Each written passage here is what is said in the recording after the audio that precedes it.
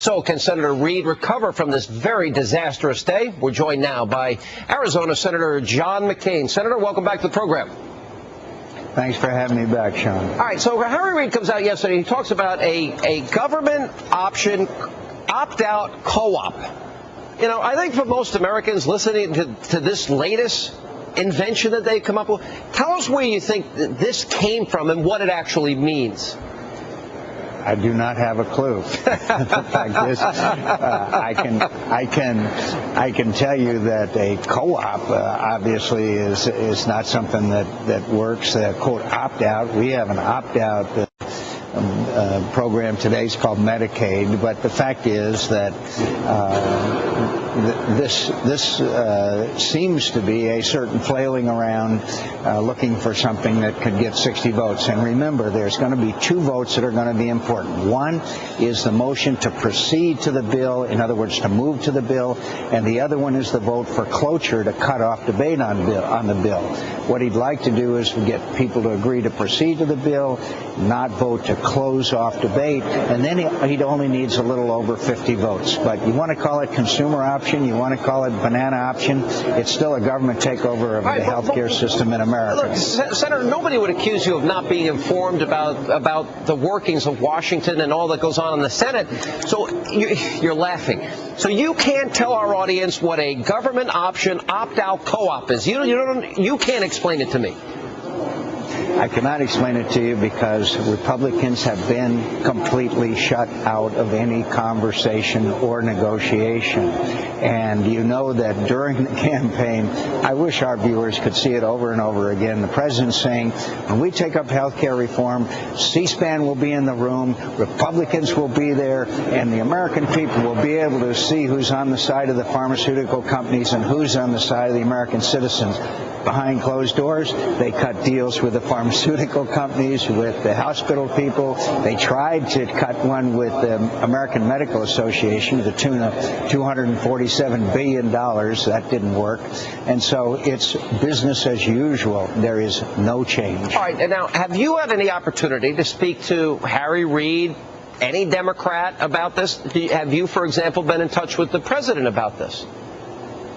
No, I think they lost my number. By the way, Senator, I know the Capitol operator is. They lost mine too. They're not talking to Republicans. That's just a fact, and that's really harmful when we're talking about this kind of legislation of this proportion.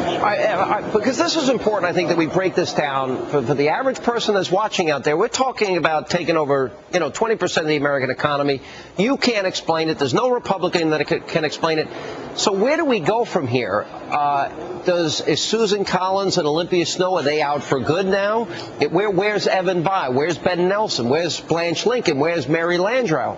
I mean, are they in the process? Are you talking to any of them?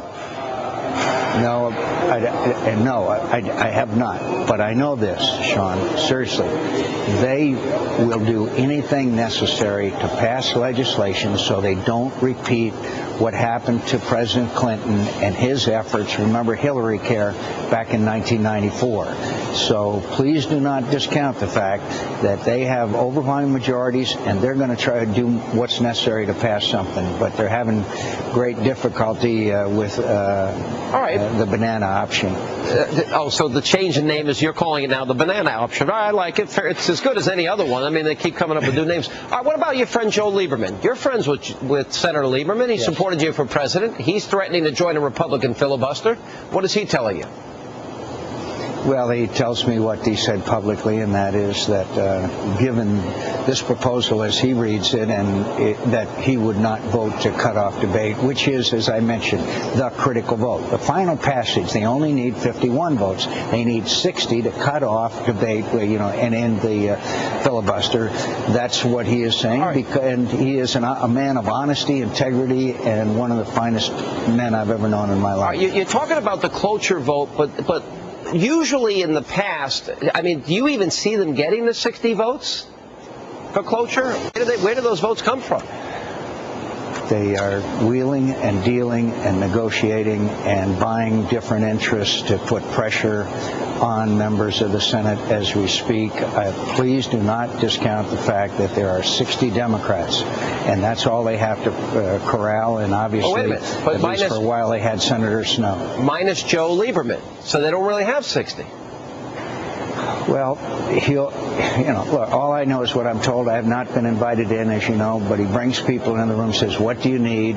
Like he did with the doctors, the AMA. Tried to buy them off for $247 billion. It didn't work. We voted it down, but and said, what do you need? There's an enormous amount of wheeling and dealing and pressure from the president as well. Yeah, when you think about this, so really what you're saying, and this I think is very profound, that they're going to use taxpayer money, they're going to bring in any wavering senator, and they're going to say, what do you need? What pork barrel project do you need for your district? And they're going to use taxpayer money. What is the difference between that and bribing somebody to do something? It sounds like a bribe. It happens here in the Capitol, but they're not only doing it with individual senators, they're bringing in groups like the pharmaceutical companies, as they did, and said, look, we'll let you, we'll be against reimportation of drugs from Canada. We'll give you this, we'll give you that. Yeah, we'll give you this, we'll give you that. They're buying off the special interests, and frankly, the American Medical Association ought to be ashamed. Is it the moral equivalent of a bribe? I guess it's in the eye of the beholder, but I don't think it's a quote bribe, but I think it's a very terrible way to do business. All right, Senator, it's shocking. This is government in action, and we'll watch this unfold. Sean, thanks. Yes. Could I mention one other issue? Yes, sir. The 14 people, young Americans, died this weekend. Today. 8 more today. It's time to make a decision and send those troops there. And the longer we delay, the more they're in harm's way and in danger. And the time is up. It's time to act and accept and implement General McChrystal's strategy. And it's going to take time to do it. I can't agree with you more. And to quote Dick Cheney, they're dithering, and these guys obviously need help. And this recommendation was back in August. It's time for the president to make a decision. Thank you, Senator. Thanks for being with us. Overdue. Thank you. Bye.